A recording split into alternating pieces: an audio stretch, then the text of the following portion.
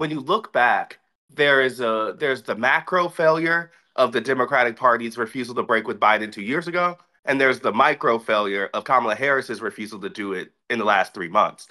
And both of those matter a ton. I think the first one matters a little more, in my opinion, but the second one was the last opportunity they had to really fix and understand the desire for change, the distaste with the administration, the unpopularity.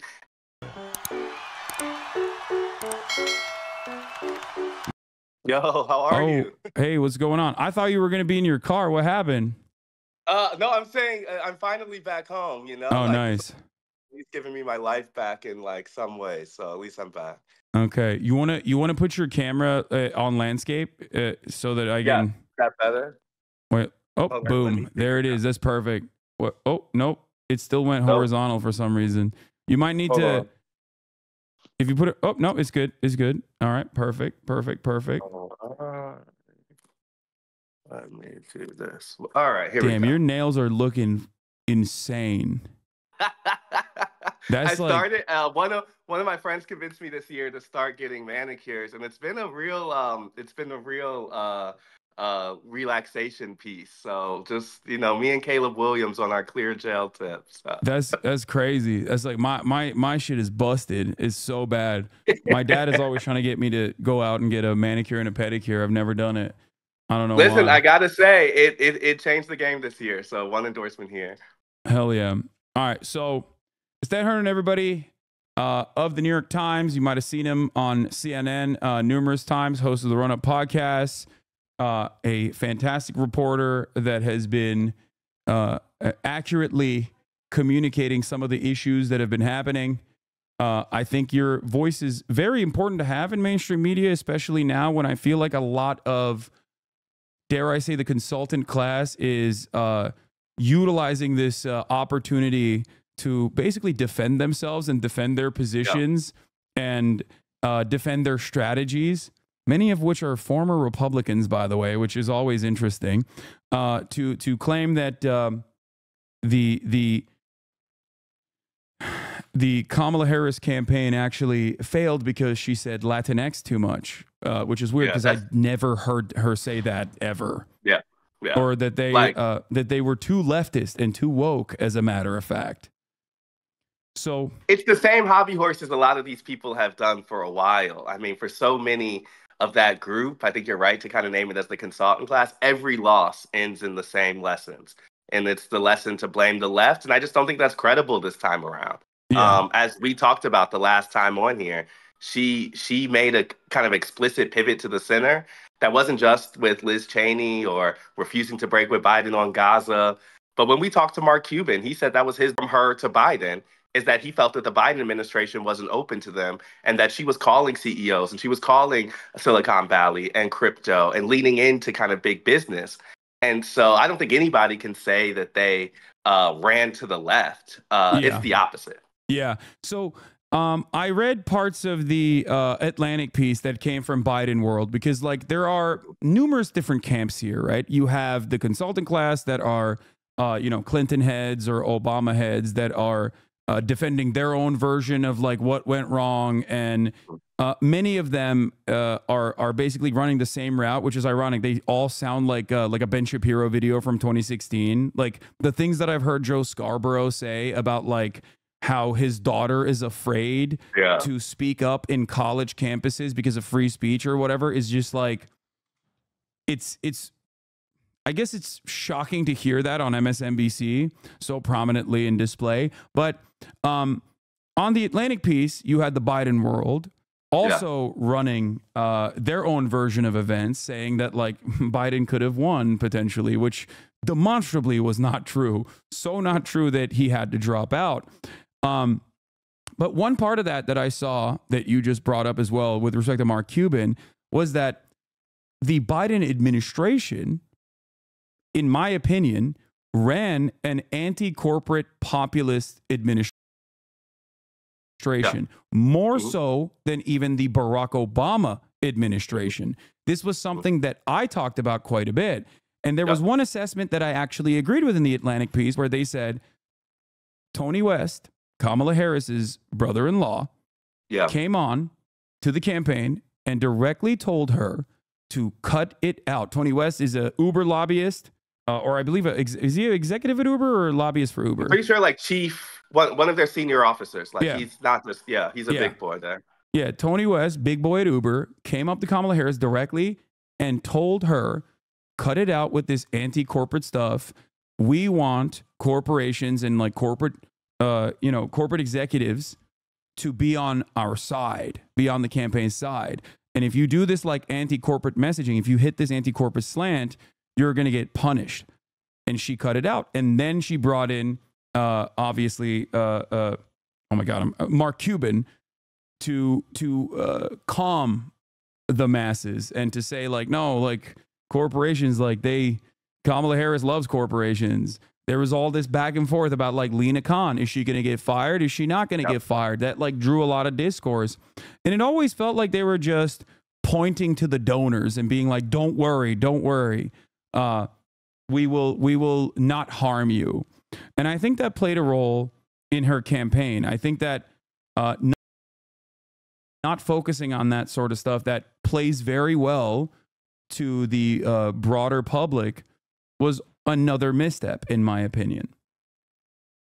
Yeah, I agree. I mean, I think that when you look back, there's the macro failure of the Democratic Party's refusal to break with Biden 2 years ago, and there's the micro failure of Kamala Harris's refusal to do it in the last 3 months. And both of those matter a ton. I think the first one matters a little more, in my opinion, but the second one was the last opportunity they had to really fix and understand the desire for change, the distaste with the administration, the unpopularity, and they just refused all of the evidence on that front. And I think what you're pointing out is important, but as someone who's covered Harris for a while, this has always been the kind of contradiction from her. She has, kind of progressive roots in some senses and a real connection with, I think, a progressive academic nonprofit ecosystem, even through through her sister Maya Harris. But at the same time, Tony West is a huge influence for them too, and they have a lot of ties with kind of California corporate dollars, the kind of big donor ecosystem of Democrats also. And so she's always been someone who's less than choosing one side or the other, has tried to be both at the same time. And we saw that really not work for her in the 2019 presidential race. Yeah. And I would say it kind of didn't work for them now either. And I just think that you can't backdoor your way into the presidency. And people want a sense of who you are, what you stand for. And some of that requires hard choices. And honestly, in my opinion, I think the Democrats overrate how much of that is ideological and how much of that is just about authenticity, period. There's one way to view Bernie Sanders as a hard progressive, and there's other way to view him as guy who talks about broken system and gets money out of politics. And that's not really easily on right or left, period. Yeah. And I think that they just refuse to see that there's some stuff that they could say and own that speaks to people's distaste for how government is right now that they just don't do. But I think you're pointing on the important point. Maybe the reason they don't do it is because they don't want to. Because the donors don't want that message, right? The corporate class doesn't want that message. It will require pissing them off. And if you're not willing to do that, then you're going to have to try to be everything to everyone. Yeah, absolutely. And I think it's ironically, the worst instincts on both ends. You're burning the candle from both ends. When you do the NGO style, corporate, when you apply the corporate heuristic of I guess I don't want to say DEI culture because I feel like that term is very loaded. Yeah. But there is a level of inauthenticity associated with hyper targeting marginalized groups, which Kamala Harris didn't really do, but she had done that in 2019. Yeah. And I think it haunted her throughout this campaign, where it's very aesthetic, it's very optics focused, and it's not necessarily even identifying or really looking for adequate solutions to any of the problems facing. Representation's a big example here. I think even more than DEI culture, the good faith version of that is how Democrats have talked. I think when they talk to people of color mostly in the last 4 years, they're mostly talking about including them in elite spaces. And that's that kind of, the Biden administration is the most diverse ever. Harris as VP, Ketanji Brown Jackson as Supreme Court Justice. And I think that that's a fine message for some people of color. But I think to your point, it's not a material change. And so when you get results like this, where a group of people clearly want something different and that cuts across demographic groups, Yeah. I think you have to ask yourself, like, were the messages that they were giving, particularly people of color, landing? And I think the answer is clearly not for a lot, not for as many as they needed. And so much of that I think is a holdover from the Obama administration, where they basically still have the idea that if we appeal on this kind of like racial essentialism lens first, then in the end, we'll win over Latinos, we'll win over Black folks, we'll win over these groups. And I just think that like more and more they talked about race without talking about change. It was just race for race sake. And I think that applies to a lot of things. Race, gender, sexuality is the thing they talked about the most. And so I said this like in another place, but they have to expand the ways they think about identity. And if it's just landing with them now that people of color who come from different places have different ideas, Yeah. that Latinos that have different countries of origin come to politics in a different way, like that is an embarrassing late game realization. Yeah, absolutely. And I think obviously, like, left unexamined was the same resilient anger that everyone, regardless of their racial background, across the board, felt towards these institutions, right? Like, Yeah. the infallibility of our institutions and the defense of our institutions, and centering the conversation around like civility and protecting said institutions, when on the ground people felt like it was not working for them. Yes. I think Yes. was such a hollowed out message that just did not resonate with many people, which I think many of which just stayed at home. Like, a lot of people are talking about people flipping party loyalty, right? Yeah. But I think that, and we'll have a better assessment of how much that happened eventually when all the votes are tabulated and counted. But what actually is interesting, I think, or what actually is like very illuminating here, is the number of people that just sat at home, that just did not go out. Like, one thing that you and I had talked about on numerous occasions throughout this truncated campaign was that we both expressed somewhat of a fear that Kamala Harris was going to have the bottom fall out. Like, the normal groups that would come out and vote for the Democratic Party, that are like an active part of the coalition, were going to hear her consistently communicating towards this like moderate position, dare I say right-wing position. We're going to not respond to this message in a positive way and just choose to sit this one out. And that is precisely, it seems, what happened, especially in comparison to past performance in 2020, which was a COVID election. So obviously it's different. There was always going to be higher turnout across the board. But it seems like Donald Trump did not hemorrhage as many of his base of support from that time frame as the Democratic Party did. I don't think there was anyone who came into this, like, even before we know how many votes there are in total, the fact that Donald Trump won the popular vote means that they can't really tell themselves this is just one type of story. Like, he increased in rural areas, and the drop off in urban areas is one that is so noticeable. The collapse in places like New York City, the fact that AOC is getting more raw vote totals than Kamala Harris in her district is a searing indictment of people who see and live in Democratic places. And so I think that I saw some stats about how Kamala Harris did in her own home county in Alameda. Richie Torres got less votes. Yeah, and so I'm saying like there's these stories that are really clear for them that I think has to tell them that their message is just not completely not hitting for even the people who see and understand Democrats the most. And I wouldn't went back to the democracy argument because I think it's an important one. Like, they speak from this place where they act like there's this shared assumption of America's ideals and that Donald Trump is this aberrant figure who broke them. And the road is a lot of people who say government is not working for them. And they may not like the way that Donald Trump is actually doing something about that. But what I don't think I've ever heard is Democrats actually start from that premise and say, here are the things we're going to try to do to make government work better for you. Yeah. And so, like, there's a way that's completely outside of ideology, right, left, whatever, that they could say, hey, this is about money in politics or gerrymandering or term limits or whatever you want to do, like about that kind of front, just something that actually speaks to people's concerns that they don't think a current system is actually responsive to people, is something they never really did.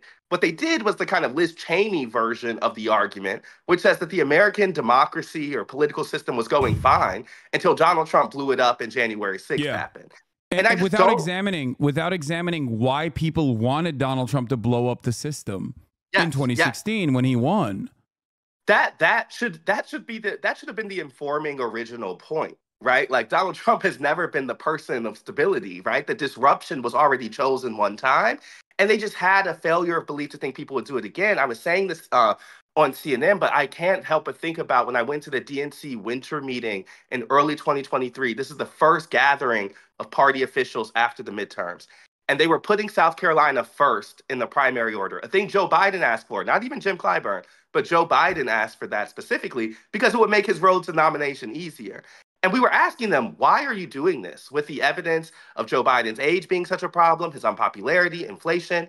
And what we got was, people would to me, only some people would even acknowledge those signs. But of the ones who did, there was a belief that Donald Trump would be inherently unelectable because January 6th and the legal problems. And so it did. So some of them even said it doesn't actually matter this time around because we're going to be going up against someone who the American people already see as incapable of holding the office again. But there was nothing that was actually telling them that was true except their own hunch, you know?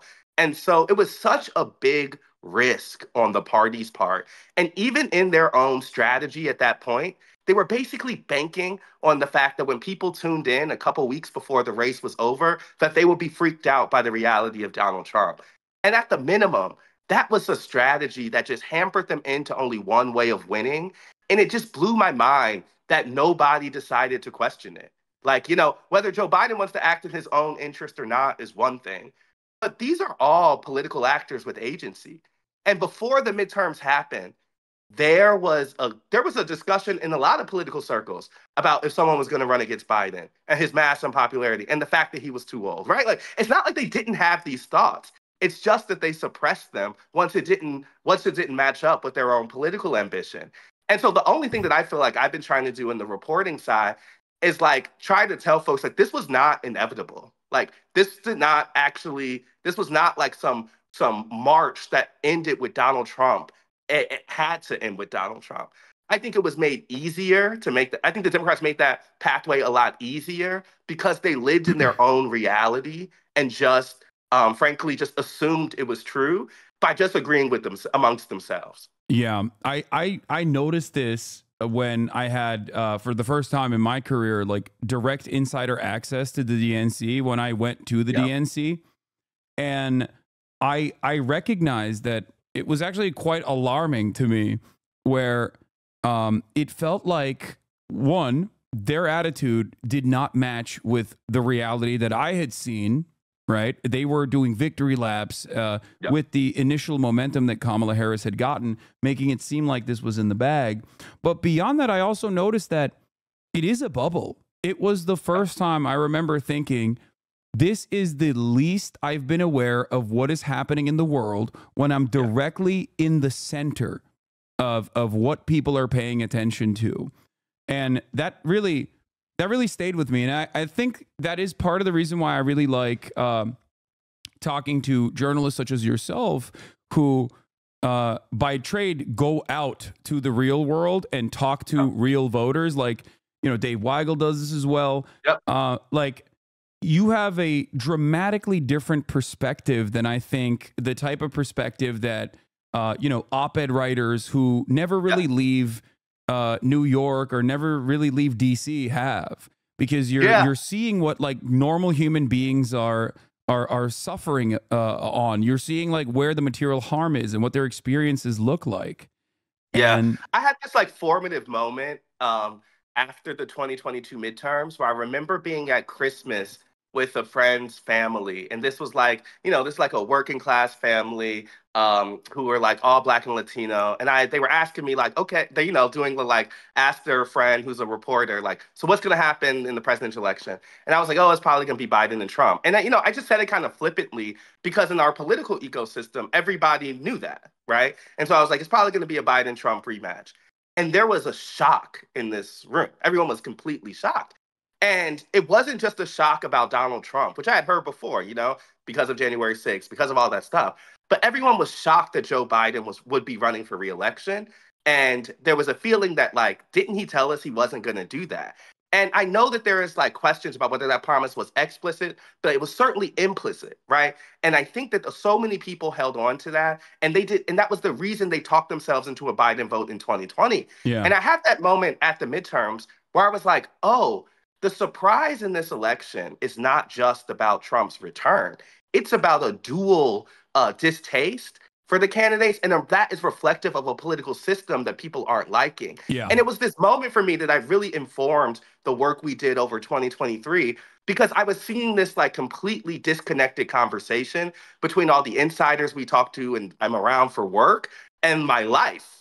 And in my life, everyone was being like, are you serious? There's no way this is happening again.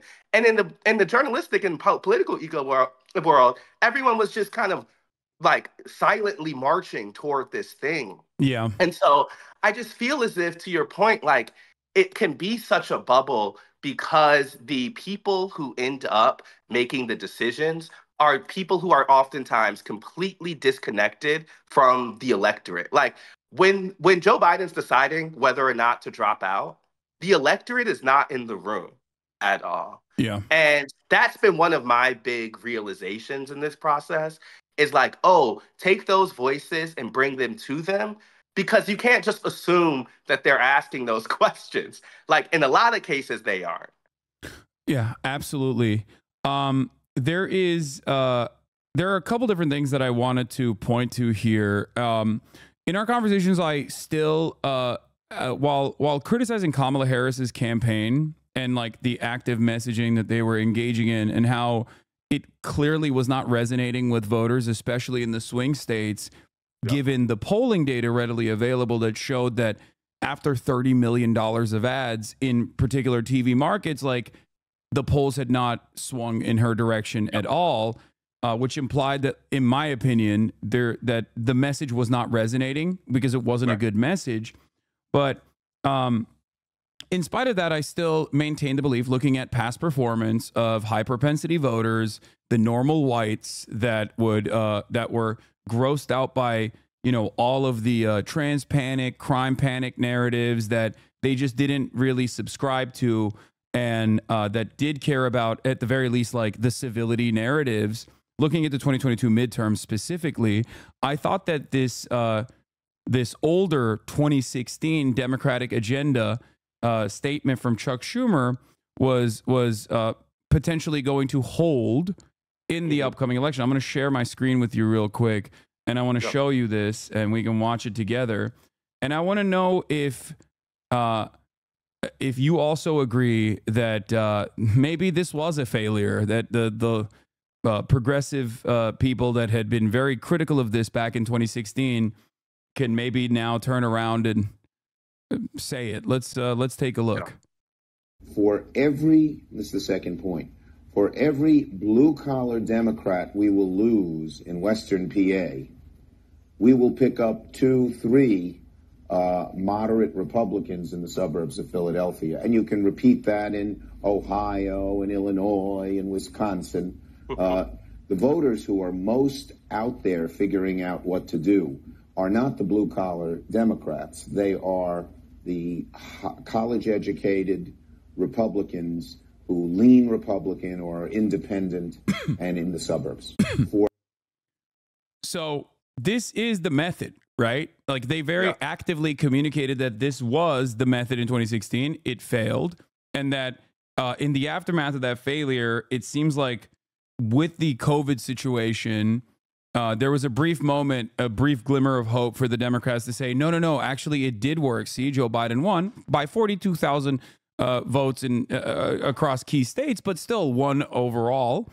And then the 2022 primaries that turned the that was supposed to deliver a resounding defeat to you know, a president that was overseeing historic levels of inflation, actually turned into a red puddle.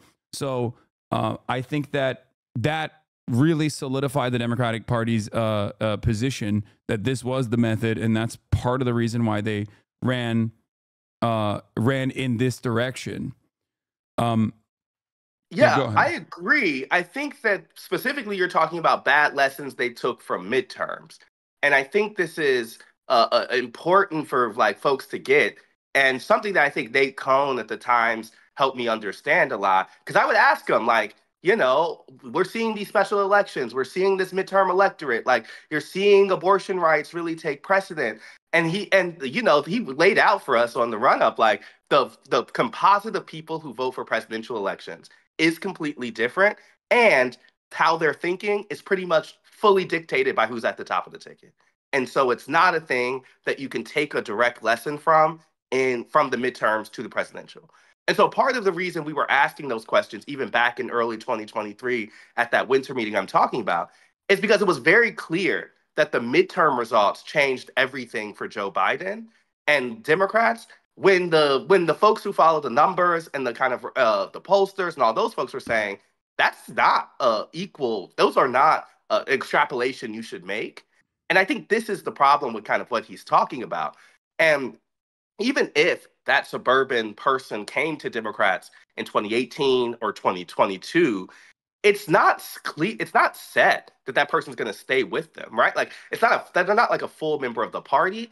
And I think what we saw over the last 4 years was that Joe Biden, like the distaste for Democrats, just became greater than the fear of Donald Trump. And so in seeding that blue collar worker in for the sake of winning that Republican voter, now when that Republican voter flipped back to Donald Trump, they've just lost both.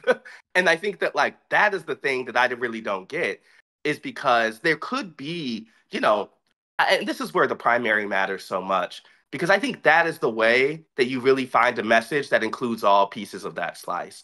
They didn't have an open conversation of where the base wanted to be on immigration or wanted to be on all of those issues. They didn't fight it out. And so at the minimum, there was a feeling of unheardness, I think, from a certain group of Democrats.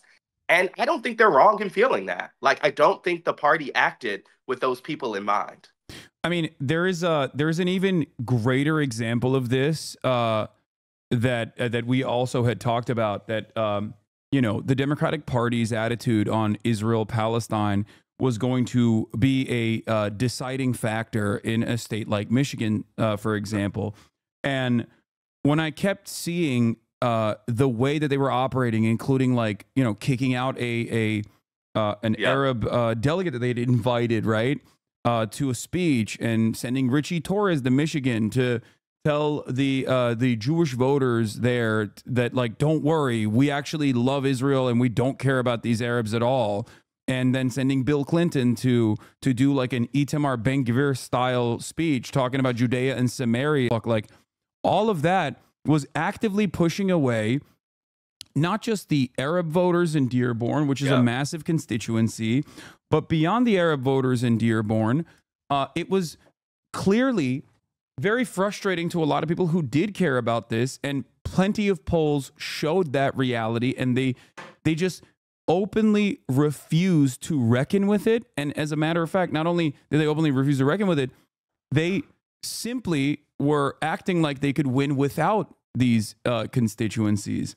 And I don't know how echo chambered you have to get. Like, I don't know how hard you have to be in the DC bubble, basically, to believe yourself, to believe that you know, this was not you could win without these voters.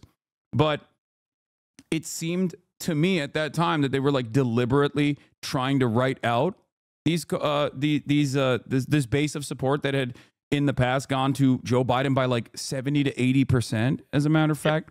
And I think that the one thing that flipped me from, oh, they're deliberately writing out these people and they actively want to give people the permission to like openly be bigoted and openly say, no, no, no, only Arabs care about this. This is sectarian violence. It's the classic trope of like, this is a 1,000-year religious war. Don't worry about it. You can still vote for the Democrats. Like, that's what I thought they were trying to do. But then I saw Kamala Harris apply the NGO optics style speech only after Donald Trump went to Dearborn, where she, for the first time ever in months, turned around and placed Palestinians and the Lebanese as the victims of violence without immediately contextualizing it as Israel's right to defend itself and the October 7 attacks and Hamas, doing brutal things. Like, that was the first time I ever saw her do that. And that's when it hit me that, like, no, this is DC bubble shit. Like, they genuinely did not realize that this was ineffective messaging until Donald Trump went there and actively courted those Arab votes. I think you're exactly right. And what they end up doing is losing both sides of the coin. They had drop off among Jewish voters and huge drop off among Arab Palestinian voters. And so, obviously that's going to be a problem for Donald Trump once he has to govern or whatever. But I'm saying what he was a vessel for distaste against the Democratic policy and messaging that was not working. And I would say even more so than kind of revealing the DC bubbleness of it all, I think her refusal to break with Biden specifically on Gaza was the litmus test for, are you different or are you not? Like the broader question of like, does she represent a new way forward? Does she represent something that is beyond a different face on the Biden campaign?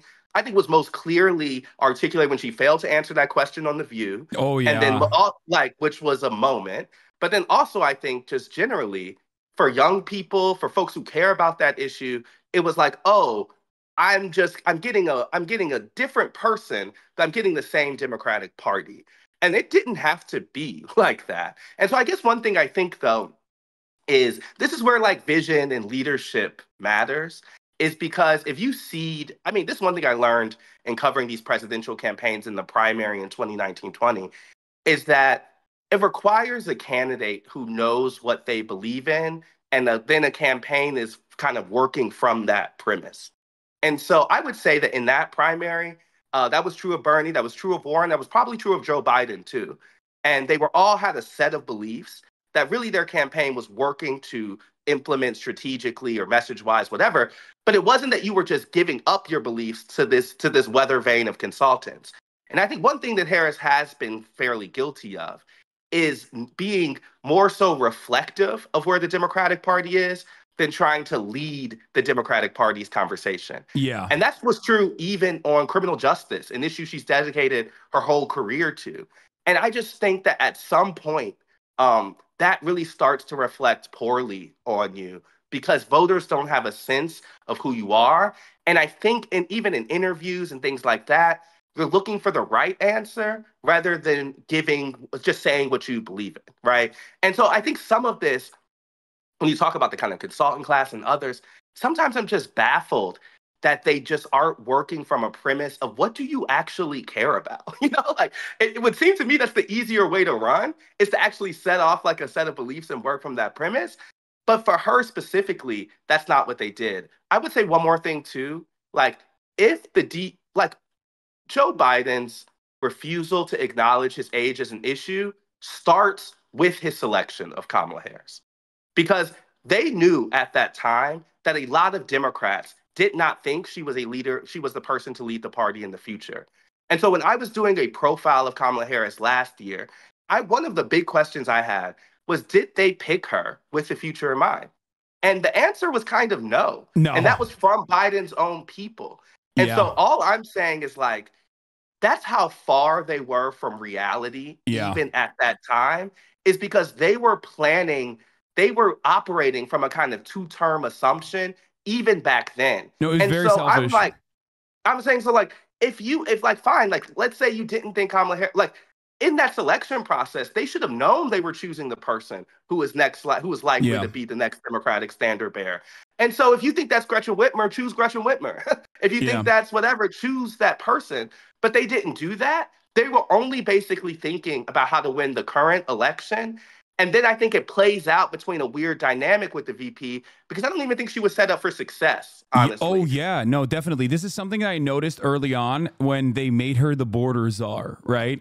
That's not something you do if you think the person's going to be running for president. That's cleanup duty. You put her there specifically because you wanted her to do side quests that were unimaginably bad, and you had no care or consideration in propping her up as the next leader of the Democratic Party. They did that deliberately, and I think that was because Biden is a truly spiteful and somewhat selfish person who wanted to become president since 1988 and never gave up on that, and was probably very upset with Barack Obama, who told him not to run in 2016, where he was correct in thinking that he would have won against Donald Trump, because I think Joe Biden would have defeated Donald Trump in 2016, and he never forgave anybody for that. So he basically cast aside like a lot of the pillars of the Democratic Party, for better or for worse. And I think that was the reason why he was like, no, it's Biden's time now, you know? And I think that you're really correctly landing on some of the Biden mythology that's important here. Like, I think one of the things that I learned that I don't really have a full grasp on before I started doing this reporting is just how important the kind of unelected emperors around a candidate are and the stories they kind of tell themselves. Yeah. And one thing that's really important about the Biden world is they thought, I mean, before this week, they thought that they were kind of unappreciated figures of history.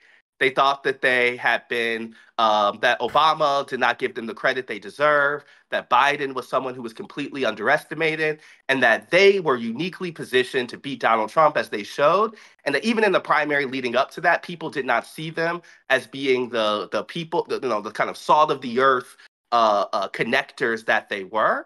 And so partly all of that leads to them being so convinced of their own correctness that I think it stops them from answering the very obvious things that were in front of them. And so I'm like, they can believe all that if they want, but to think that America was electing Biden in 2020 under the assumption of 8 years is just wild to me, you know? And so partly, like, that's his decision to run for re-election. But even before that, I think it's his decision to select Kamala Harris, because they should have done something with the knowledge that that person was the very likely next party leader. And if they wanted that to be her, they could have set that person up for success. But if they didn't want that to be her, they shouldn't have chosen her. They did not want the vice president to potentially overshadow a very old president, because then it calls into question like how replaceable he is.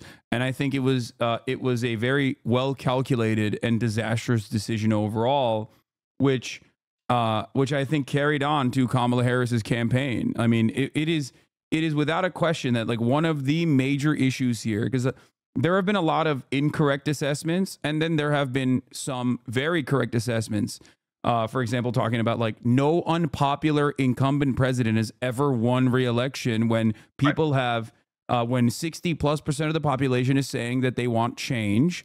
And Kamala Harris did not represent that change. No unpopular incumbent president has ever won regardless. And Joe Biden was the least popular person. He was out of the trio with Kamala Harris, Donald Trump, and Joe Biden. His disapproval rating was the highest. Yeah. It's over at that point, right? So it's over if you don't acknowledge that. It's over if you don't do, and so all I'm saying is it would be one thing to me if it was it would be one thing to me if Joe Biden was like a 50-year-old person who was kind of unpopular or whatever. But he had already laid out a possible escape route for this thing, where he had said that he would be a bridge to an et cetera. And so when we would talk to people, this came up with a voter I talked to 2 weeks ago. She was saying that, like, yes, she's going to vote for Kamala Harris, but she still resents the fact that that is a choice that was put on her rather than the choice that was across the Democratic Party.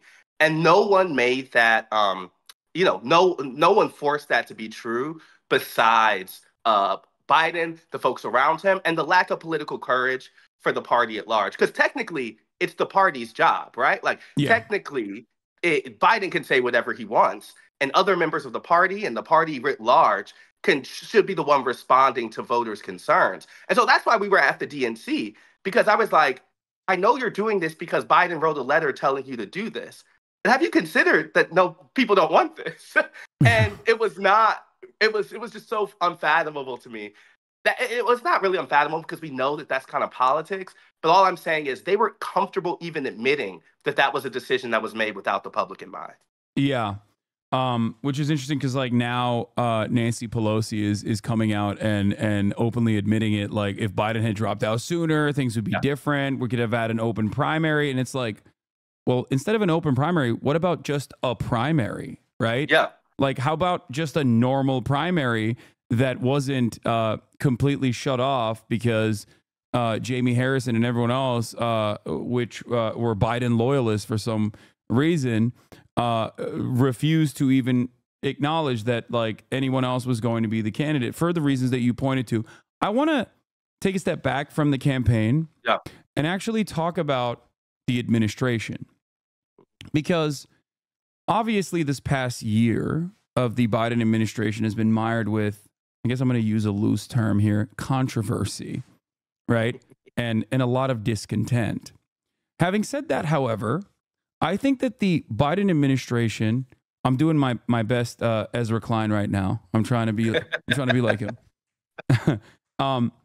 Having said that, however, I think the Biden administration did a bunch of remarkable things that I, as a leftist who always feels a level of discontent with the party, was shocked by.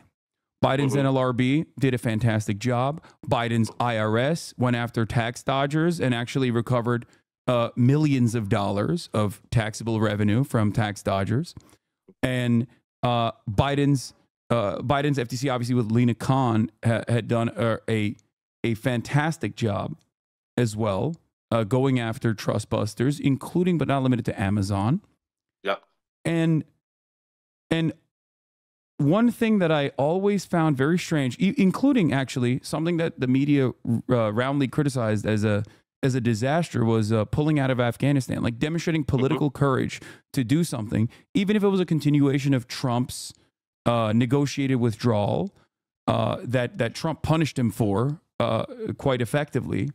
Actually, not even quite effectively. I don't think the Trump's Afghanistan withdrawal point was that as prescient as people would suggest it in the media. But the thing that I was always frustrated by, if we go back in time to October 2023, before October 7 and before October 5th, where Biden actually unveiled his right-wing border bill, leading up to that moment, this administration was slated to be the most anti-corporate populist and most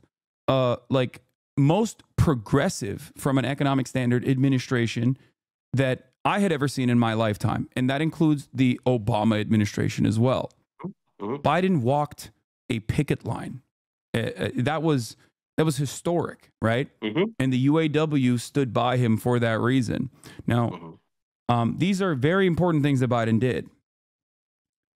Why did they not talk about it? I never understood.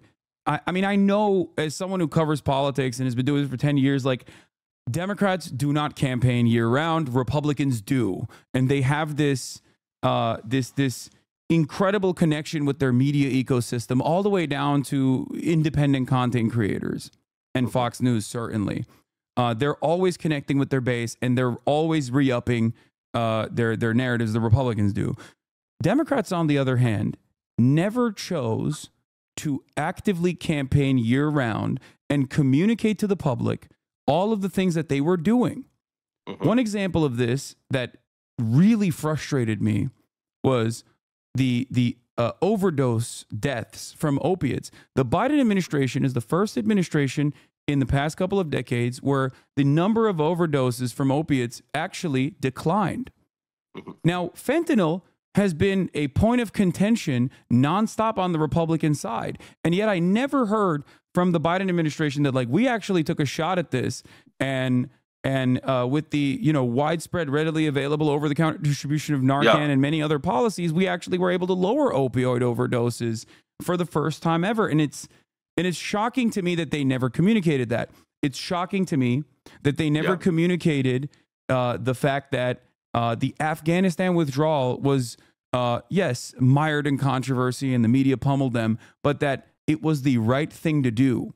It was not only the right thing to do, but that the Republicans cynically weaponized the 13 active duty service members that were killed in the process over and over and over again. And yet 13, while not a single, you know, soldier dying is appropriate, right? But 13 was the final number of the amount of active duty service members that were killed in Afghanistan, because they did successfully withdraw from Afghanistan. Whereas under the Trump administration, 67 soldiers had died in Afghanistan because he never withdrew from Afghanistan. So like, there are so many gimmies throughout this entire process, throughout this entire administration, where they could have just stood 10 toes down and been like, no, this was the right thing to do. How dare you actually weaponize, you know, death of our beautiful soldiers to try to make this like cynical argument. And you know, maybe even sicked Pete Buttigieg as an attack dog on all of the you know, media sources that were yelling at the administration over and over again. He's a fantastic communicator. I don't agree with him ideologically. I'm terrified of him, but like, you know, he is good at chirping. They never did that with the railroad strike. They shut off the railroad strike, but then they went back to the railroad companies and openly negotiated with them and delivered results for the railroad unions. The only reason why I know that is because I read the union publications. That was the only place that this was communicated. I mean, I think you bring up a bunch of important points, because it is true that Democrats had come into the Biden administration with the belief that good policy will be good politics. That if they simply do the right thing, quote unquote, that voters will reward them. And so I think it might be an unfortunate lesson that they take from this loss, that though that voters did not respond to that and voters did not reward them electorally for those policies. But what I would say is I think that's a little overly simplistic, because even though they were doing good things, it is not as if they had a messenger to sell that progress to Americans. And so when I was out on the road, you would hear people say that Biden's done nothing on climate. And then I would mention the IRA, and they would, you know, like stuff like that. This would happen all the time, right? Yeah. And so I think that he was this filter that people were seeing the administration through. And so even things that would have been defined as quote unquote progress were not seen as progress, because the part of politics that's also important besides just doing good things is telling people what you have done and then and getting that to them. And so I don't think they really did that effectively. And I would also say, and you know, this is obviously going to be rich coming from the Times, but they made a very specific war on mainstream media over the past 3-4 years. And I think that was part of their desire to insulate Biden.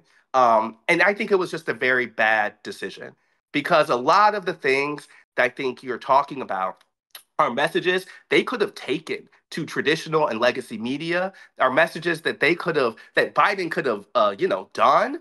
But he was not going out. He was refusing those type of interviews. And they were making a point to say that you all don't matter anymore. And I guess that I just find it really, really like a self-inflicted wound on their part, because not only, like, obviously the media landscape has changed, but a lot of times when narratives are setting in, particularly in those early points of the administration, when the public isn't really tuned in, they could have started creating a narrative of their political accomplishments. And they simply left that on the ground because they wanted to stick it to the New York Times. They wanted to stick it to the Wall Street Journal and all that stuff. And then they started, and then as those places, including us, were reporting on his unpopularity through things like age, they used their allies to try to say that that was part of some grand mainstream media conspiracy against him. Yeah. That the Times publisher was coming down and telling us to ask these questions, which isn't true, right? And so I'm saying it's like both a problem of, I think, the fact that Joe Biden was not a good messenger for even the things that they were doing, and the fact that they were not taking that message to a lot of the more traditional places simply because they thought they were over it. And Yeah. so by the time they get to the, Harris campaign side, when she's doing all these podcasts and she's doing all of this type of other stuff, I kind of think they're at a 3-year deficit because either they refused to do it because they didn't want to, or they couldn't do it because Joe Biden couldn't. And either one of those is a bad answer. Like if you don't have the type of messenger who can tell you why the policies that the administration are doing are good, if you can't take that message to the American people and against Republicans, that's the job. Like that's literally the job of the president in the political context. And so the fact that he wasn't up to it, I think frankly just stopped them from being able to pitch that story to the public.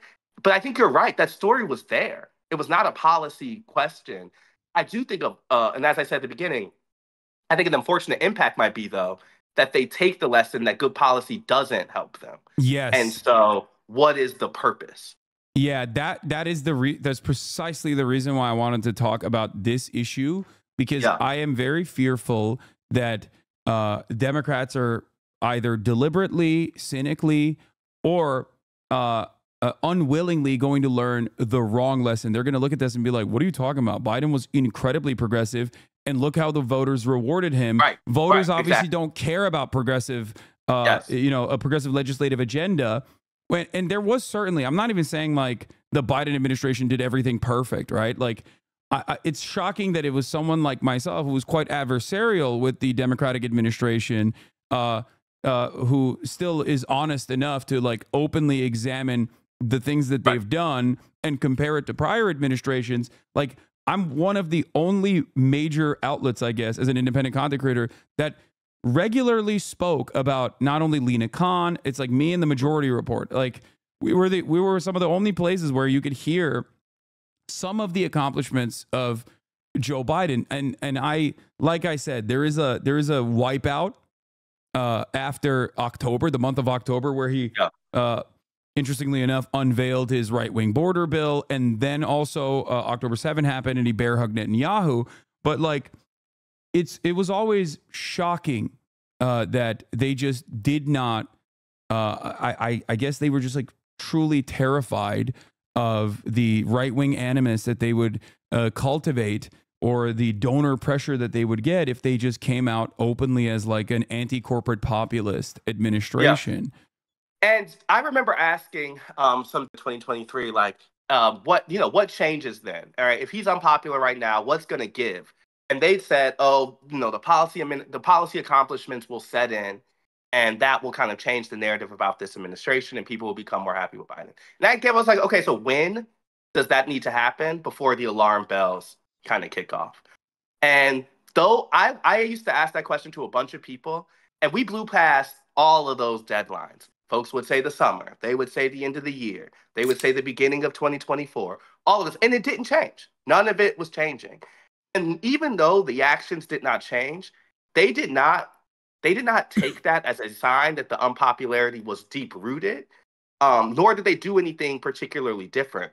But I really think that it's a huge messenger issue. Like, the Biden we saw at that debate stage is not a messenger who could have told the country why Lena Khan should be defended, right? And so... No, he wasn't the guy for sure. He's too old. He wasn't the guy. And so partly it's like even the strategy is working around the fundamental problem, which is that he wasn't the guy. And so I think one of the things that might come from this, though, is if I put on my Democratic consultant brain, I bet you a lot of them are going to say, what's the purpose of pissing off our donors for Lena Khan if we aren't rewarded for it? Yeah. And I just think that is a very convenient explanation for a certain group of folks, but it would not surprise me if that's where they land. Yeah, no, that is exactly what I think is happening and exactly what I think is going to happen. I think that there are a lot of careerist people with like inherently and genuinely right-wing attitudes about the way that the economy is supposed to work. And this is their authentic belief, right? They're not just like saying they're pro neoliberalism. They are pro neoliberalism. And then outside of that, this is, I think, the reason why they want to maintain their careers within the Democratic Party's infrastructure as like consultants. So they're rushing to television. They're rushing to every TV network they can to talk about how, Kamala Harris wasn't sufficiently pro-Israel enough, which is an insane thing to say. Like, I liken that directly to QAnon. And I was shocked that like David Axelrod and Van Jones were talking, that were openly saying that in direct response to like what the exact opposite was happening in reality in places like Michigan specifically, or they were too woke, that Kamala Harris was far too woke, or that even the anti-trans ads, right, that the Republican Party routinely pumped into every TV market, that by my estimation, in a country where 64% of the population, regardless of whatever kind of like underlying implicit transphobic opinions that they might have, still believe that trans people are being disproportionately discriminated against. That kind of messaging might be effective for like, Matt Walsh's fan base, but that is extremely online. It is extremely online, and it's not the type of message that like causes people to go out and vote. And it's not like Kamala Harris was like defending trans people outwardly anyway throughout the entire campaign. And yet they're now talking about how wonderful that ad was, how successful that ad was, both on the Republican side as they're running victory laps, and even on the Democratic side, where I talked to a bunch of consultants off camera, off the record, where they also genuinely thought that was a good ad. Like, they were shocked when I tried to describe to them, like, no, this kind of stuff didn't work in 2022, and this kind of stuff just does not work. It might prime up like a certain minor, tiny percentage of the base that already has this like incredible amounts of outward transphobia, but for most people, they just kind of find it to be weird. Right? They find it odd.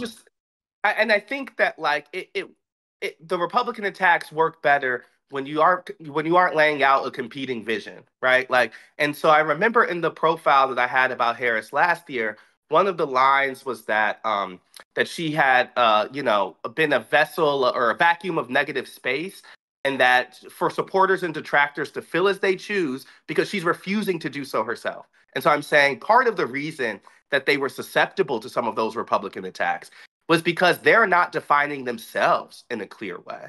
And so I also think like it's weird to me that they think that it is an easier solution to throw trans kids under the bus than to say that money in politics they should get rid of money in politics, right? Like there are so many things that actually clearly cut across groups, that clearly motivate people, that make it clear that you understand that politics doesn't work for folks in the way that they want. And it's just not that they're doing it. I'm noticing how dark I am. I'm gonna turn on the light. Yeah, I don't know what happened.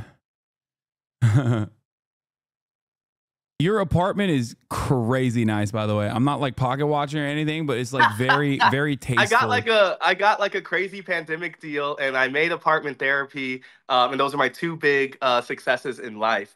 So yeah, it's incredibly tastefully decorated. You have like the perfect amount of plants and everything. I appreciate this. Thank you. Yeah. Yeah, no, you always got you got great style too. So, that's another, I'm giving you your well-deserved props on that. Thank you. It's been a wild one, but I feel like really completed by the end of this year. Like, I think that we've been on this journey, and one of the things that's been hard is like I don't know how to cover politics without being out in the world. Yeah. And so like I remember after the last 2020 race, I came back and I was like, oh, I haven't spent any time at home. I want to have a real apartment that reflects my taste and interest. Like, I'm going to make an intention to do that. But even this time around, like, I frankly was on the road all the time, because I think, to your point, like, it's impossible to really get a sense of the way this stuff is landing without being there. And I just think the disconnect between campaigns and DC and parties is so big right now that like it requires travel. For me, it like requires, if you're going to do it in a journalistic way, like it requires getting that kind of direct sourcing, because the assumptions of what is hitting is becoming like it's worse and worse. Like, in my opinion, like, there should not be that many reporters at a campaign event. You know, Yeah. like, you at this point, the people coming there are a very specific type. You can get the message from watching television. Like, the amount of journalistic energy that goes to following the candidate every place, we know is not predictive of result or anything like that. Campaign stops don't even show that. And so I just think that one of the things that has been a lesson I've taken, and I think a benefit of like a newspaper, is a belief about being out in the world. And I think it's really served our work. Yeah.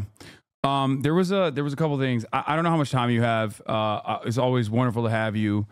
I can do a couple more minutes. Okay, perfect. So there was a couple other things that I wanted to talk about. So one of the things that a lot of people do is like point to correct analysis, but I think they end up missing the broader picture.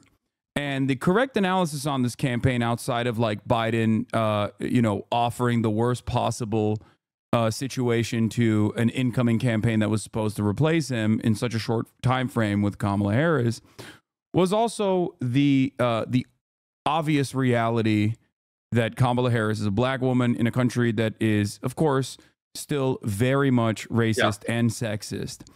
And while that is a real issue, right? While that is certainly going to be a hurdle that the campaign must clear, I was of the mindset that the way to clear that would be by becoming an authentic and earnest communicator who could present themselves that way, and also make up for it with like decent policies that meet people where they're at, including the economic hardship that they were experiencing. And we've talked, of course, about Kamala Harris's opportunity economy narratives, or how much she loves small businesses, and how she was going to offer $50,000 in tax cuts to small businesses, to new startups and whatnot, and how I think devastatingly bad of a message that was. But one thing I wanted to ask you is, like, do you feel like people are missing the forest for the trees here, where they are focusing on the obvious like racist and misogynistic tendencies of the population? Because what frustrates me about that argument, and I hear this, like, there was a community member earlier today talking about how like he goes to Howard and his classmates are like devastated, and they are repeating this as well. And I have black content creator friends in this space who are very progressive, who are also focusing on this. And the thing I don't like about, the thing I worry rather about this narrative festering is that the solution then is to only run a white man. And I think that's silly. Like, I don't think that that we should be shutting off like potentially black or brown women from their political ambitions of running for the highest office, specifically because, like, oh, sorry, we just have, America's just like too misogynistic, too racist. So I wanted to hear what your opinion on that is.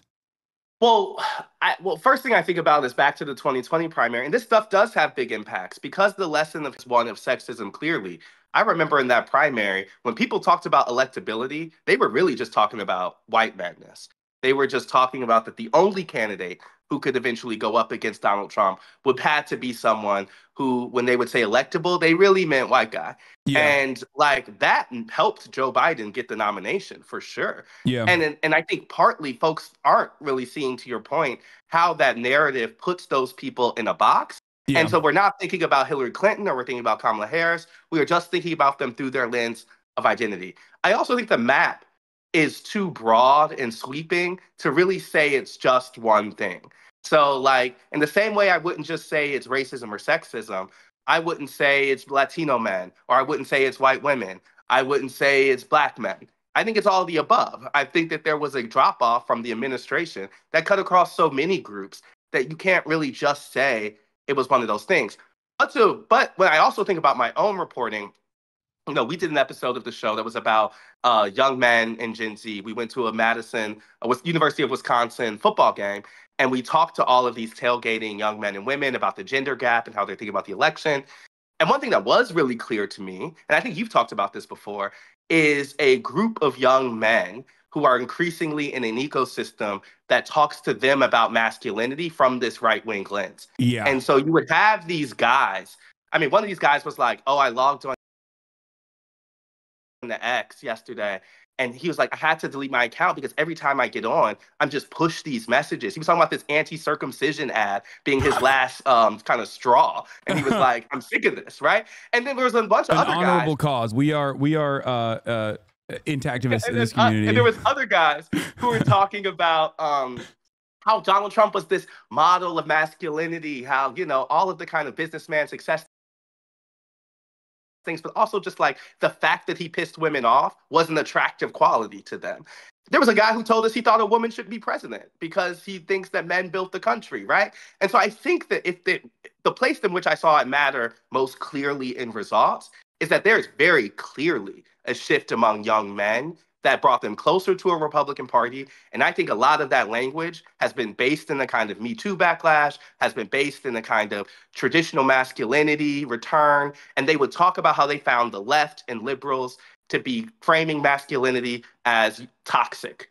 And that came up and that type of thing. And so that makes me think that there is certainly an impact obviously to sexism. There's certainly an impact to a lot of the messages about gender that have filtered down to those people in particular.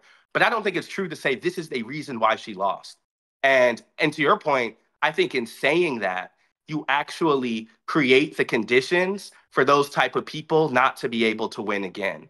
And I think that's really dangerous. I just think like I don't think the lesson of 2016 and 2024 is that a woman can't be president. But I do think a lesson is that, you know, there are ways in which identity matters in politics. And I think that we know that, you know, but I would say in just the ways that Harris and Clinton have lost, we've seen women win, you know, historic races in a lot of other places. Yeah. And so I think there's a Democratic bench that I remember talking to Elizabeth Warren about this. She was saying that the benefit that younger women in the party have is that there are so many of them, they're not forced to fit into a mold, and that they are freer to be themselves. And I think that type of authenticity matters as they come up.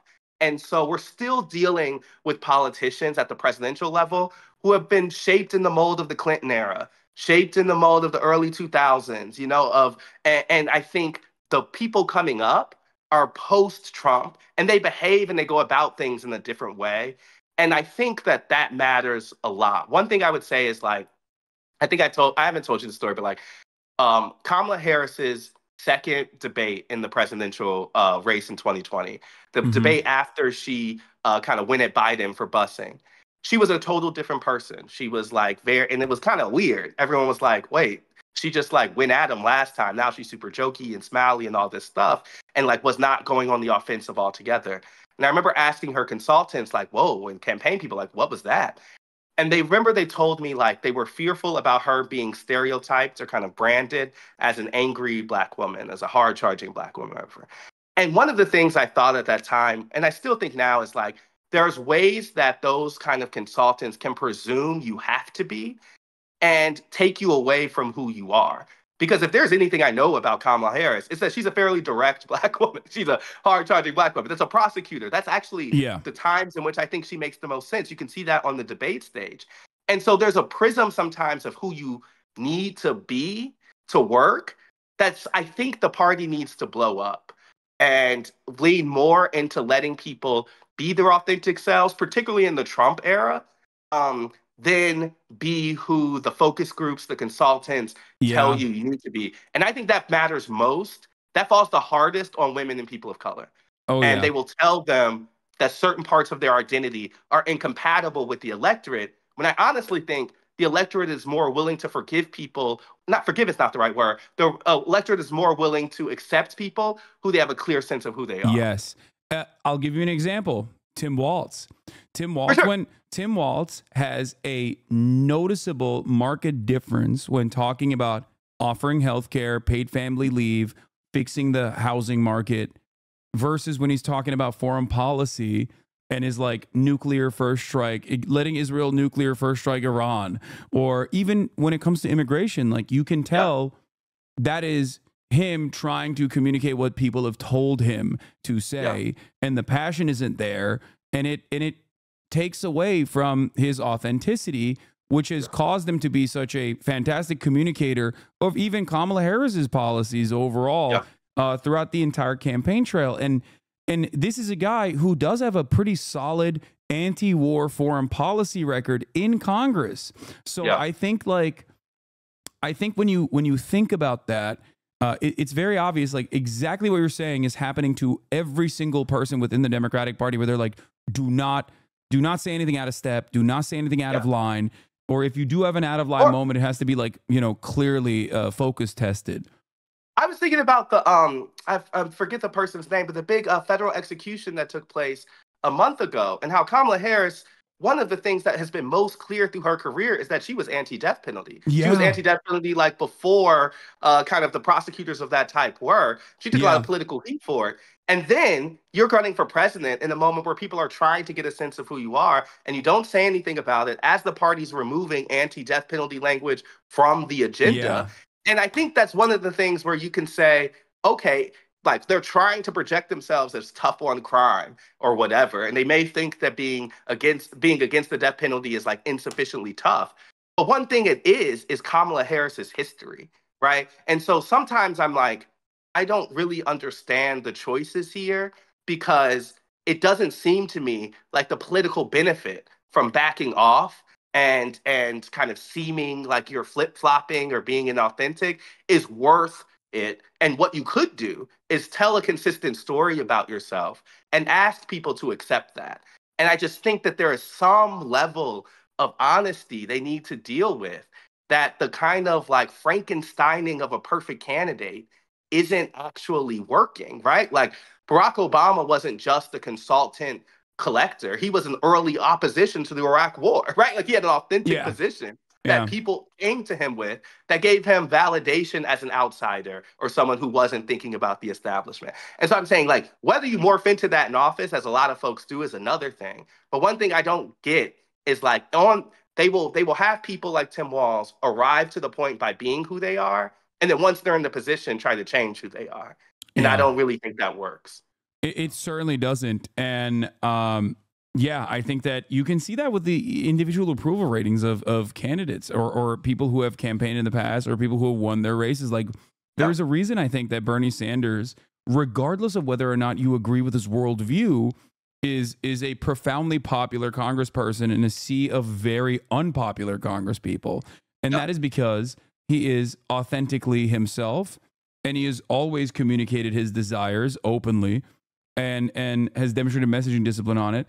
And I think that plays a massive role, like regardless of policy, right? Yes. Like, but can I say something about Bernie though? His numbers in his reelection were pretty bad. Yeah, no, he got worse. It reminds me, though, of how age can complicate some of this stuff. I think it's similar to a story of Biden, where you can be consistent. I think Biden actually had a record of consistency that most Americans felt they understood in terms of bipartisanship and such. But there is something about hanging around the party, hanging around the bar a little too long, you know, and people wanting something else. And so I don't know. Bernie's going to win in Vermont until he decides not to. Yeah. But I did find that drop off interesting. He underperformed. He underperformed Kamala Harris at a time when like everyone else under Bernie's wing, like the Bernie Krats, if you will, overperformed the top of the ticket. So I don't think that's a belief problem for him. If I could bet, I bet that's an age thing. And I think that is a reminder of the problem with Joe Biden is like it can become a filter for people, and then it becomes the most important thing they care about. And so that's the ways I think like a more like healthy or responsive party, particularly at the top of the ticket, has to recognize those type of things and at the minimum directly talk about it. Like, remember the week after Biden's debate when he was actually trying to say, I lost the step, or like, I might do this, but I still whatever. That could have been a premise they were working from a long time, at the minimum of talking to people about the thing that they care the most about him. And they took the opposite route, which was to kind of wave their hands and pretend it wasn't true. Yeah. One final thing before I let you go was something that I thought was really awesome that you openly stated on the Daily, when you were on the Daily, when we talked about the demographics of destiny being like an inherently racist concept that like liberals also believed, and that it was just patently untrue, and this election like has openly shown that reality.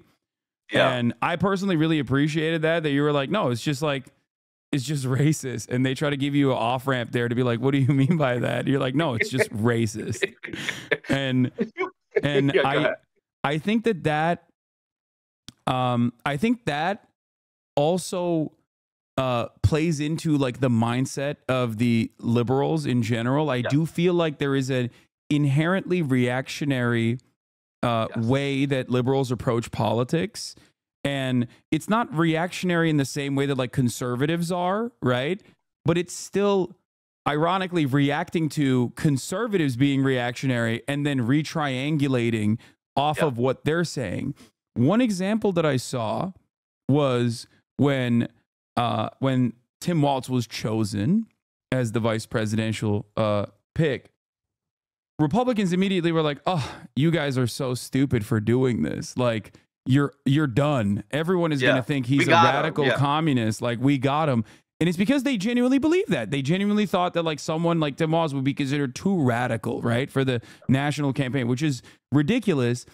And I saw Democrats also respond in almost a similar manner as well, where they were like, yeah, maybe we did mess up by having this like radical guy. And I think Democrats really need to stop talking to or hiring Republicans, because it truly changes the dynamic of the party itself. Like all of this like Lincoln Project stuff, sure, they're like old school fighters or whatever, and they might have been profoundly successful when they were working with the George W. Bush administration. But like, I think that the entire consultant class to a certain degree has been almost completely captured by former Republicans. And you see the ideological remnants of that within the party's messaging, what they're choosing to omit, and how consistently they run scared, and how consistently they try to detangle or decouple, Republican voters in the suburbs and pull them away from the Republican Party's base of support. And I think that there is not only obviously this racial depolarization that clearly happened even in 2016 to a certain degree, and has definitely happened this time around. It frustrates me that the Democratic Party is not looking at the warning signs of their like normal base and just simply relying on Latinos will always vote for us because the other guy's racist. Yeah, I mean, Republicans do not care what Democrats say about them. They are completely disconnected from the idea that what Democrats say about what they're doing really matters. And one thing Republicans is work from the premise of their most loyal supporters and basically dare the soft R's to leave them, right? Yeah. So they will dare Nikki Haley voters to go vote for Kamala Harris and function, and this is obviously the big impact of the Trump era, and reflect the message and live in kind of the language of their base. The Democrats do not do that. Right, like they work kind of from the opposite premise. Yeah, they tell the progressives to like, get the fuck out of here. They tell their base to suck it up for the purposes of appealing to others. And it is not, and it's a choice that I don't like. It's a choice that they have decided to make, but Republicans do the exact opposite. And I think it's also so interesting. And I think there's one caveat I would say in Democrats' favor, which is like their base is more diverse, and so it is a harder task for them to find a unifying issue or find a consistent message across those things. And the Republican task is a little easier because they're more homogeneous. So like, I think that's important to say. But to the point about diversity and the kind of assumptions of demographic destiny, like the reason I called it racist, and I believe that, is like, what have we learned over these past 8 years? That Black people also have class concerns, right? Like that Latinos, like their country of origin matters. That, like all of these things are not actually that revelatory. Like they are actually kind of basic understandings of how folks function. And so when we thought about a diversifying country, why did they assume that all those people come here would work in a very specific context. I have some guesses. I really think that Democrats, like, my theory here is that Democrats' relationship to race has mostly been defined by African Americans and by a kind of Mexican transition in California.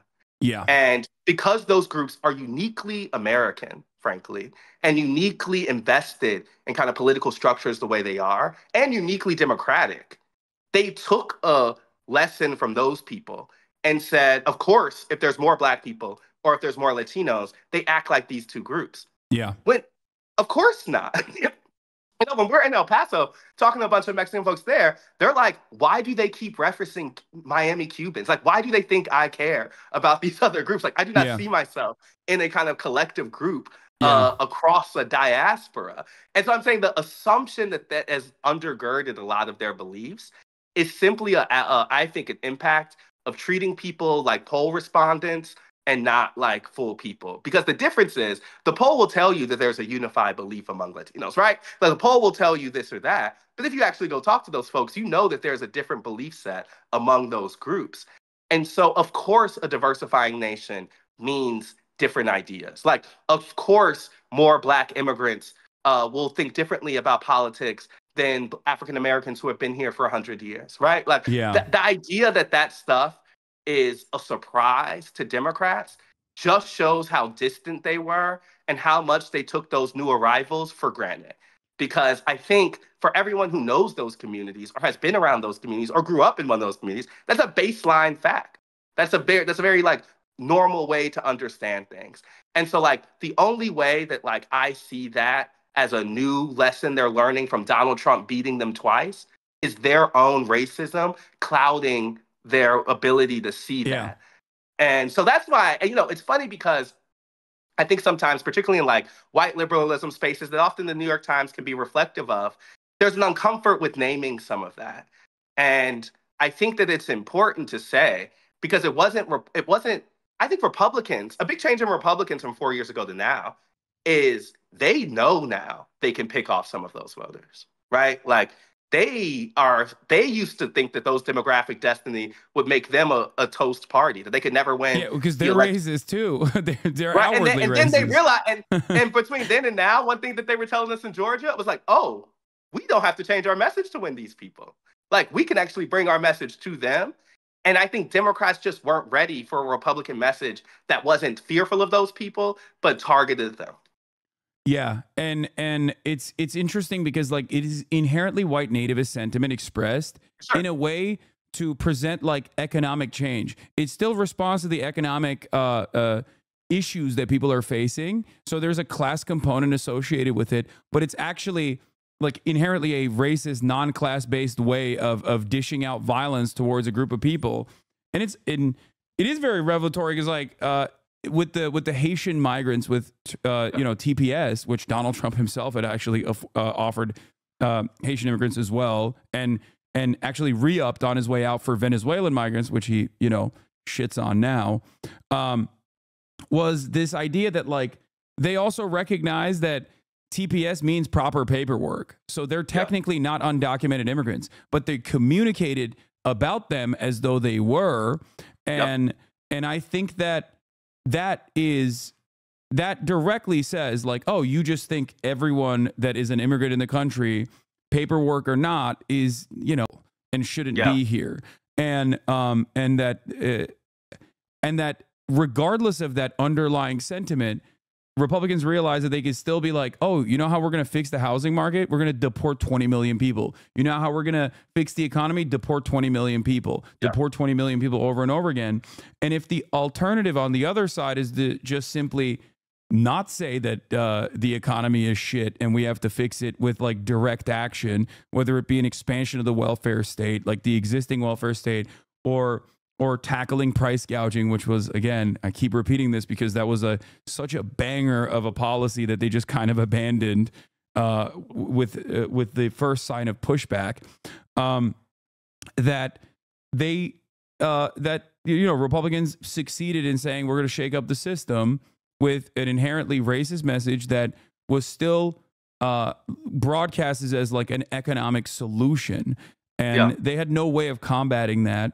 and they thought that it would carry them across the Democrats thought that it would carry them across the finish line to just be like, it stands on its own. It's just racist, right? Like, think about how racist this is. While they also were simultaneously pushing for a watered down version of that exact same principle with their right-wing border bill, which stemmed from the same white nativist attitude towards migration patterns and towards immigrants, born out of right-wing hysteria and panic, and not actual data that shows that, you know, undocumented migrants are actually contributors to the economy, and that they are not responsible for a significant share of the crime that Americans are experiencing.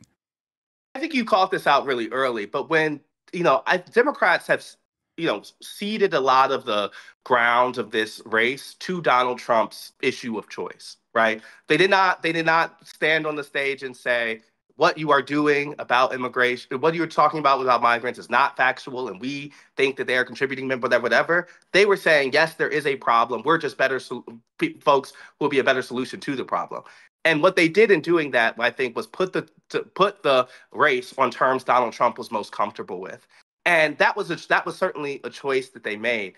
And I just don't, I guess I'm just like, they have to ask themselves whether they want to be a working class party or not. You know, like, because if I think about the issue that does crawl across their very diverse base, it's money in people's pockets. Yes. Like, do you want to like go up against right-wing, you know, pseudo-populism with a left-wing pseudo-populism?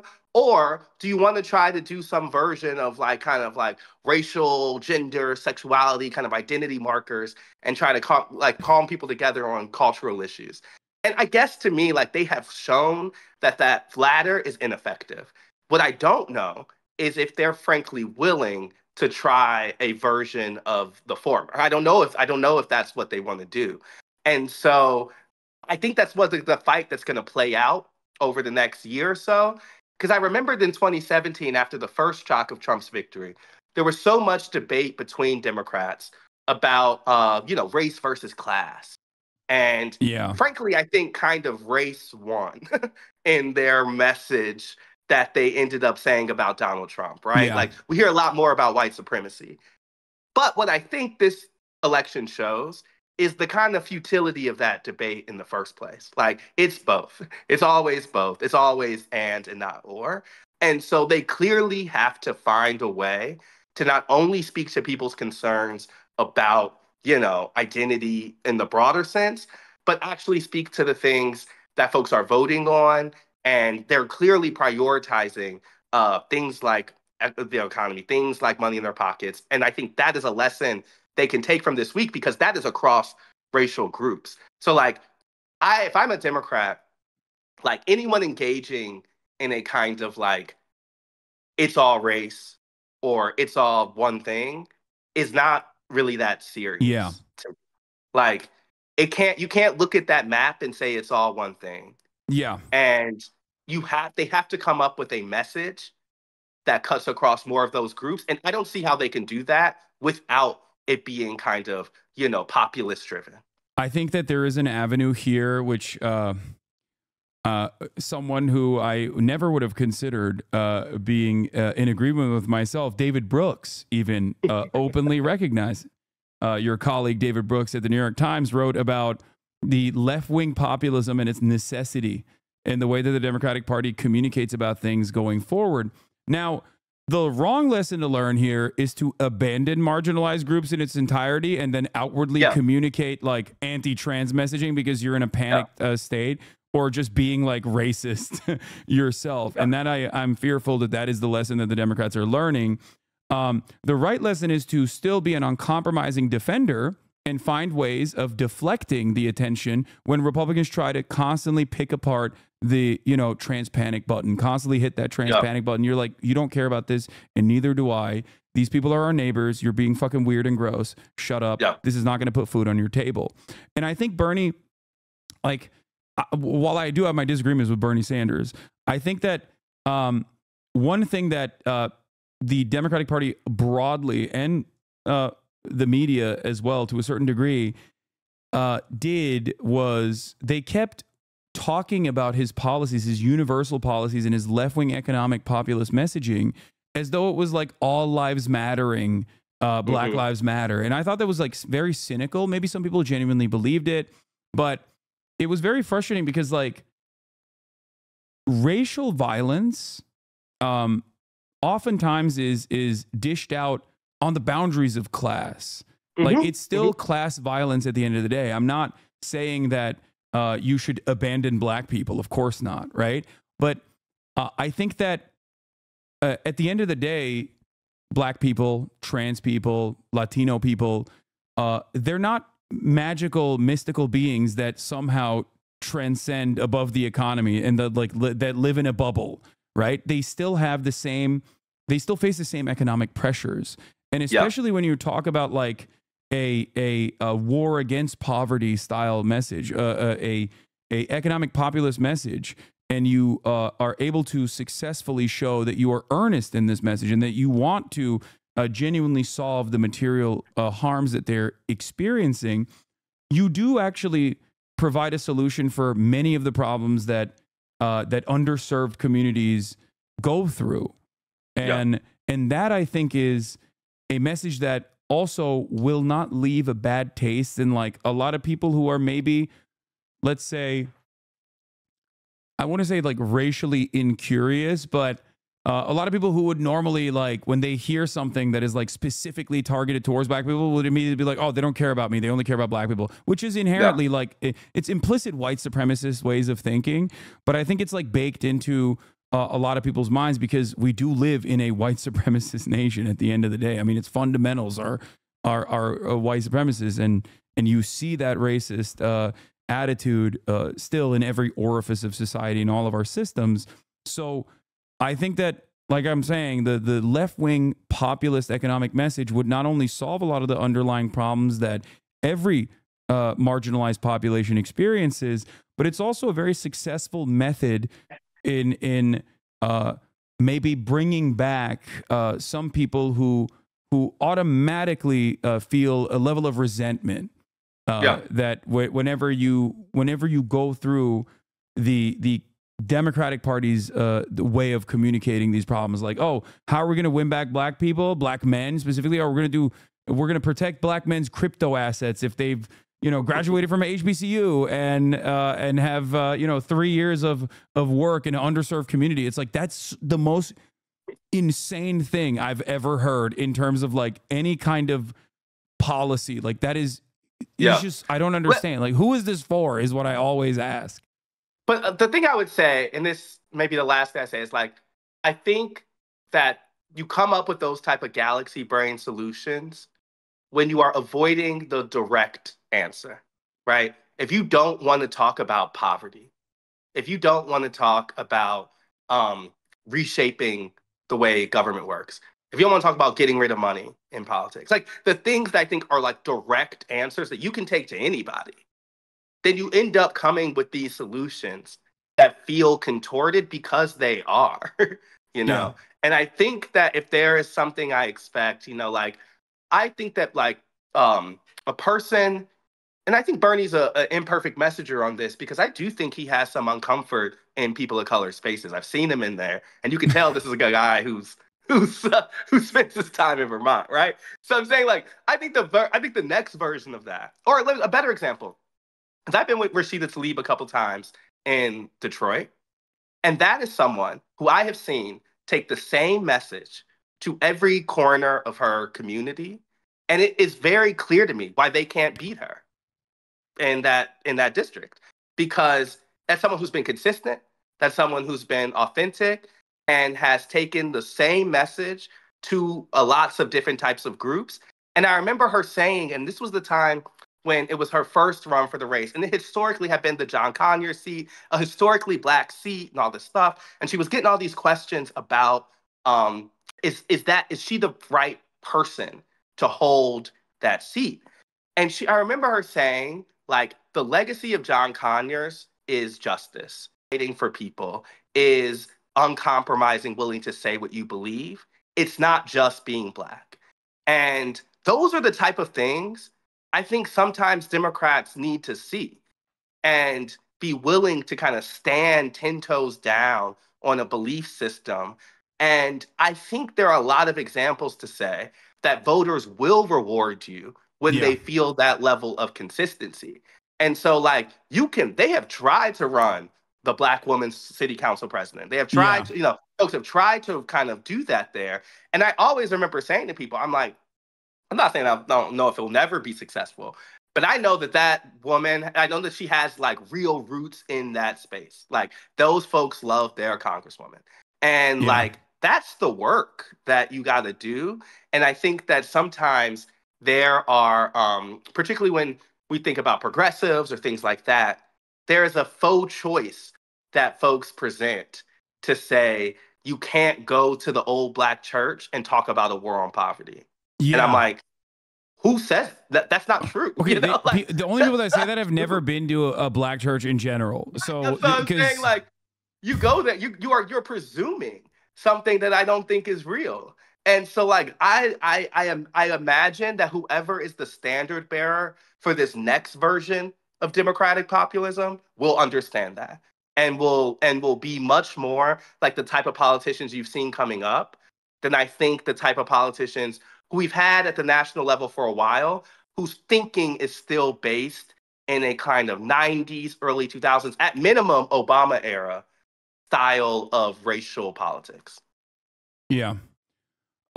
Astead, thank you so much for coming on. I know I said a couple more minutes, and I just kept you here for like another 40. But this is always a delightful and very enlightening conversation.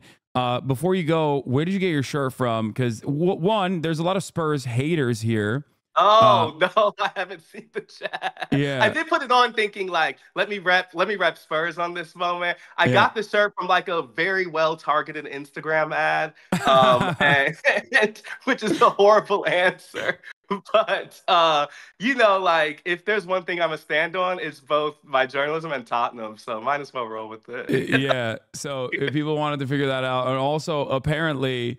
Now, I'm not a Galatasaray fan by lineage. I guess like my family is Fenerbahce fans. I don't really care about football or soccer that much, but apparently Galatasaray ripped. Yeah, apparently Galatasaray took out your mans. Yesterday I slipped from the office and watched that loss at a bar in person. So yeah, a very unsuccessful trip to Turkey. All right. Well, thank you so much, Astead. What do you want to promote before you leave? What do you want to promote before you leave? Where can people find you? Oh, well, the run-up is in its last couple episodes. That's the podcast that we do for the New York Times. So follow me on Twitter or Instagram at Astead, ASTEADWH, which is not stand for White House. It stands for my middle and last initial. I'm going to figure out what I'm going to do next. But I really like doing this, so let's keep on. Let's do it again. Absolutely. Thank you so much for coming on. Cool. Bye. See you later.